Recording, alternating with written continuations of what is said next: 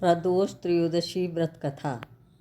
प्रदोषो रजनी मुखम के अनुसार सायंकाल के बाद और रात्रि आने के पूर्व दोनों के बीच का जो समय है उसे प्रदोष कहते हैं। व्रत करने वालों को उसी समय भगवान शंकर जी का पूजन करना चाहिए। प्रदोष करने वाले को त्रयोदशी के दिन भर भोजन नहीं करना चाहिए। शाम के समय जब सूर्यास्त में 3 घड़ी का समय शेष रह जाए तब स्नान आदि कर्मों से निवृत्त होकर श्वेत वस्त्र धारण करके तत्पश्चात संध्या वंदन करने के बाद शिव जी का पूजन प्रारंभ करें। पूजा के स्थान को स्वच्छ जल से धोकर वहाँ मंडप बनाएं। वहाँ 5 रंगों के पुष्पों से पद्म पुष्प की आकृति बनाकर कुश का आसन बिछाएं। आसन पर पूर्वाभिमुख बैठें। उसके बाद भगवान महेश्वर का ध्यान करें। ध्यान का स्वरूप है करोड़ों चंद्रमा के समान कांतिवान, त्रिनेत्रधारी, मस्तक पर चंद्रमा का आभूषण धारण करने वाले, पिंगल वर्ण के जटाजूटधारी, नीले कंठ तथा अनेक रुद्राक्ष मालाओं से सुशोभित, वरद हस्त, त्रिशूलधारी, नागों के कुंडल पहने, व्याघ्र चर्म धारण किए हुए, रत्न जड़ित सिंहासन पर विराजमान शिव जी का ध्यान करना चाहिए। रविवार त्रयोदशी रवि यानी कि रवि प्रदोष व्रत। आयु वृद्धि आरोग्यता या चाहो संतान, शिव पूजन विधिवत करो दुख हरे भगवान। एक समय सर्व प्राणियों के हितार्थ परम पावन भागीरथी के तट पर ऋषि समाज द्वारा विशाल गोष्ठी का आयोजन किया गया। विज्ञ महर्षियों की एकत्रित सभा में व्यास जी के परम शिष्य पुराण वेता सूत जी महाराज हरि कीर्तन करते हुए पधारे। सूत जी को देखते ही शौनकादि 88,000 ऋषि मुनियों ने खड़े होकर दंडवत प्रणाम किया। महाज्ञानी सूत जी ने भक्ति भाव से ऋषियों को हृदय से लगाया तथा आशीर्वाद दिया। विद्वान ऋषिगण और सब शिष्य आसनों पर विराजमान हो गए। मुनिगण विनीत भाव से पूछने लगे, हे परम दयालु, कलिकाल में शंकर की भक्ति किस आराधना द्वारा उपलब्ध होगी? हम लोगों को बताने की कृपा कीजिए, क्योंकि कलयुग के सर्व प्राणी पाप कर्म में रत रहकर वेद शास्त्रों से विमुख रहेंगे। दीन जन अनेकों संकटों से त्रस्त रहेंगे। हे मुनिश्रेष्ठ, कलिकाल में सत्कर्म की ओर किसी की रुचि न होगी। जब पुण्य क्षीण हो जाएंगे तो मनुष्य की बुद्धि असत कर्मों की ओर खुद ब खुद प्रेरित होगी, जिससे दुर्विचारी पुरुष वंश सहित समाप्त हो जाएंगे। इस अखिल भूमंडल पर जो मनुष्य ज्ञानी होकर ज्ञान की शिक्षा नहीं देता, उस पर परम पिता परमेश्वर कभी प्रसन्न नहीं होते। हे महामुने, ऐसा कौन सा उत्तम व्रत है जिससे मनवांछित फल की प्राप्ति होती है? आप कृपा कर बतलाइए। ऐसा सुनकर दयालु हृदय श्री सूत जी कहने लगे कि हे श्रेष्ठ मुनियों और शौनक जी, आप धन्यवाद के पात्र हैं। आपके विचार सराहनीय एवं प्रशंसनीय हैं।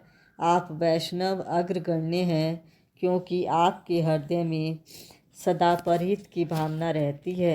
इसलिए हे शौनकादि ऋषियों, सुनो, मैं उस व्रत को तुमसे कहता हूँ जिसके करने से सब पाप नष्ट हो जाते हैं।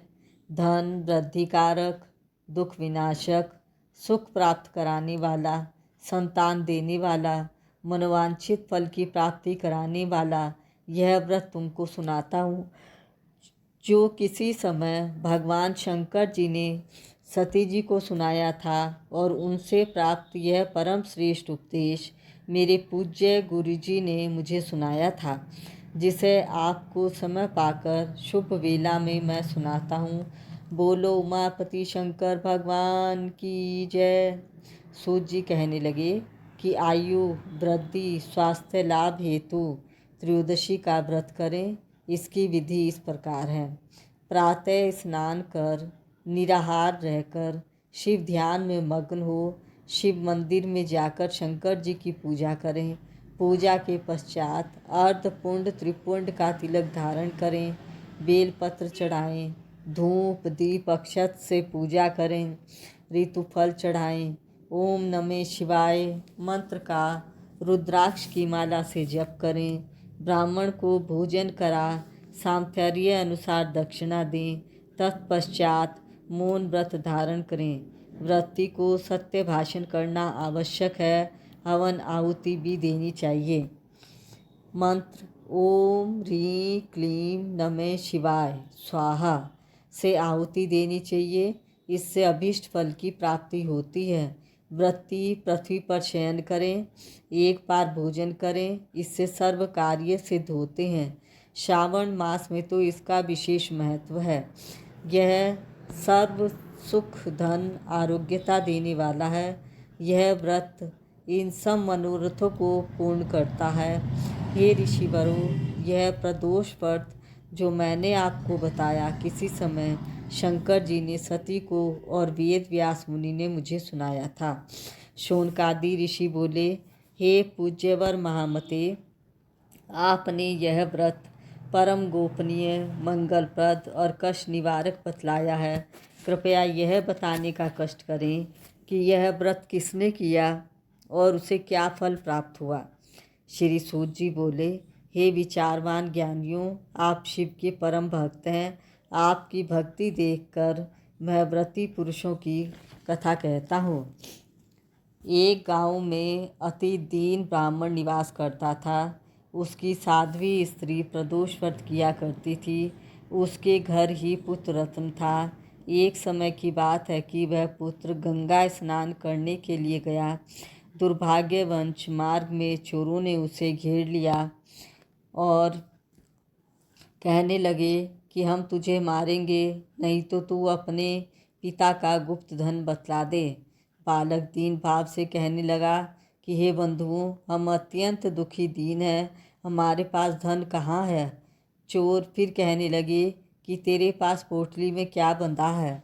बालक ने निसंकोच उत्तर दिया, मेरी माता ने मुझे रोटी बनाकर दी है।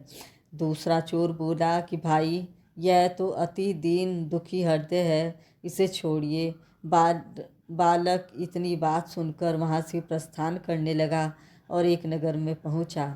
नगर के पास एक बरगद का पेड़ था। बालक थक कर वहाँ बैठ गया और वृक्ष की छाया में सो गया। उस नगर के सिपाही चोरों की खोज कर रहे थे कि खोज करते करते उस बालक के पास आ गए। सिपाही बालक को भी चोर समझकर राजा के समीप ले गए।